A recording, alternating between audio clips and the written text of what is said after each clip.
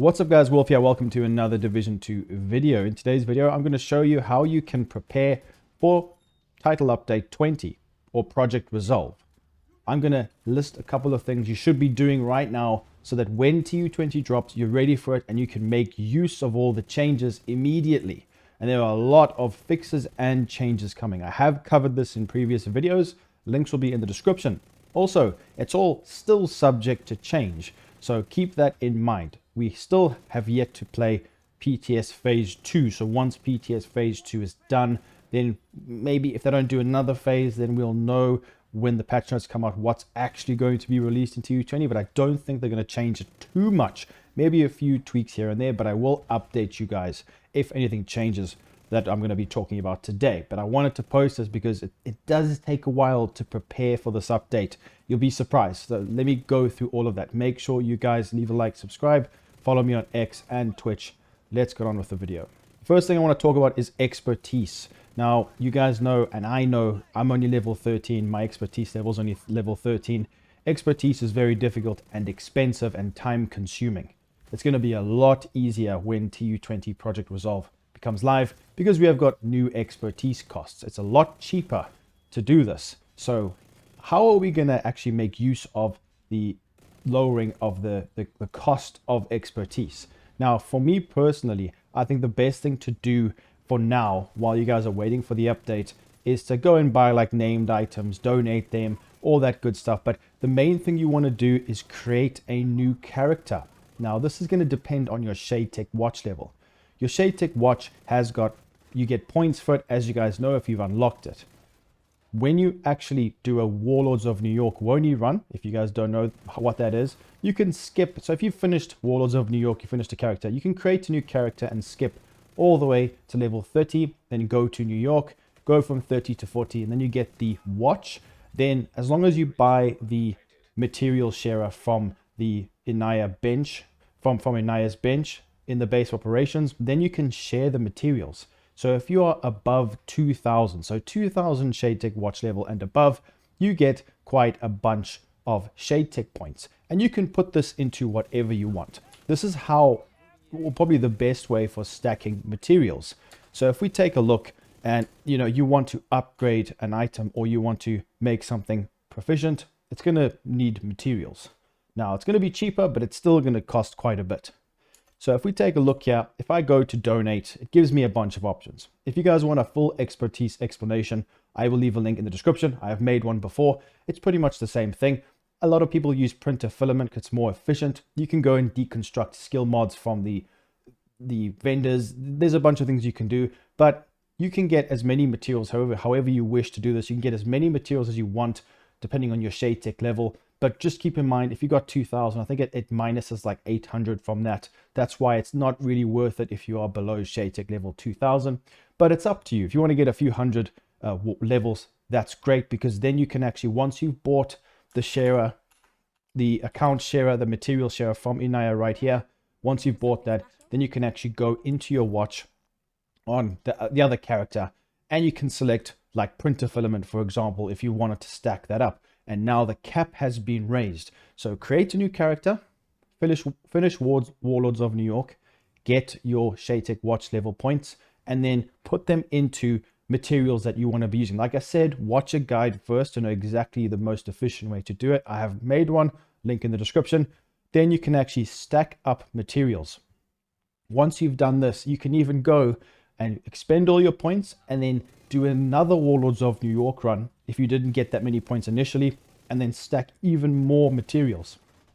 This is going to be unbelievably strong to go and just donate as soon as TU20 becomes live, so you guys can increase your expertise, because myself included, a lot of people are going to be returning to PvP and conflict because there are some great changes. So I want to make sure I'm on par with players in the Dark Zone. Now keep in mind, this is all subject to change, but I do believe that in conflict, it's going to be nullified. There won't be expertise in conflict, but in some situations, even in PvE, it's going to be more beneficial to have higher expertise, more damage, more survivability. So I think it's really, really important that you do this, get ready, and make use of the lowered expertise costs when TU20 becomes live.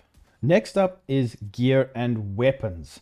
As you guys know, there are a lot of changes to gear and weapons in the game coming in TU20. Now, there will be a lot of people who may prefer utilizing other weapons, or when the game comes live, we might find weapons that are actually ending up being better than what was portrayed in the PTS. But so far, I'm going to name, because I know assault rifles are the most used in the game. So you guys need to go and farm yourself a really good baseline F2000 assault rifle. This is one of the best, if not the best ARs in the game. Well, that was in PTS Phase 1. So get an F2000. Also, I'm sure you guys by now have one, a good FAMAS. So the F2000 and FAMAS are going to be pretty much on par. It depends on what build you have that will determine whether or not you're going to use the FAMAS or an F2000. But because of the lack of an attachment, the F2000 could become better in a build that doesn't require extra crit chance because of the lack of mods. So it depends on the setup, but farm a good F2000, have a good FAMAS, and also an Eagle Bearer and potentially a P416. These guns are great. FAL, I wouldn't even bother. Get an MK16 also and keep them in your stash ready to go so we can see exactly what's going to be really good when TU20 becomes live. Submachine guns, I would recommend making sure you guys have got the Chatterbox. It is really good. It was really good in Phase 1 of the PTS. Make sure you have that. Black Market T821 was an absolute beast in the PTS as well. So make sure you've got one of those ready. I will do more testing and I will update what best in slot there will be or the change in the meta. I will keep you guys posted, so don't worry about that one. LMGs, especially in PvP, the Iron Lung has received a huge increase in weapon damage. Doesn't seem like much, but it is big. It already had such a large amount of weapon damage. It's now gone even higher. So the Iron Lung LMG, make sure you get one and keep it in your stash. Not even just for PvE, but for PvP.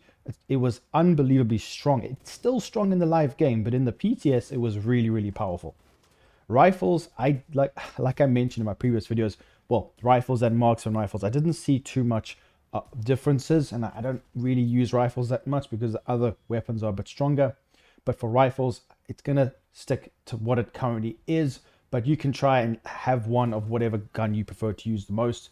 Marksman rifles as well. I think there's not going to be too much of a change in that field. You know, the White Death is still going to be arguably the best, but I'll keep you guys posted on what changed or on what changes. Then gear balancing. This is also very important. If you're a PvE or PvP player, one of the strongest things in TU20 is armor regen. So we can achieve over 200,000 armor regen if you use the correct pieces. I will post builds on this, so don't worry. But currently you need to farm some pieces, guys. You need golden gear, whatever stats you want to have on there.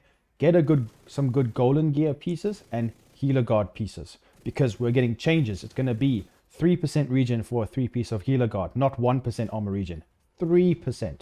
That is ridiculous. Same with golem. Instead of the 2-piece being 1%, it's going to be 2% armor regen, and the 3-piece is going to be 10% total armor instead of 5.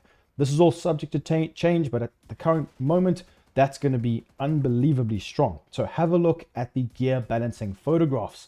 I'll pop them up on screen and decide which ones you want to farm. Go and farm these pieces from Countdown or whatever targeted loot mission you want to go and play. Go and get the pieces, keep them so that you can make the very strong builds that will become prominent in not only just PvP but PvE, because in PvP this could be unbelievably strong. Also, the perfect efficient named chess piece.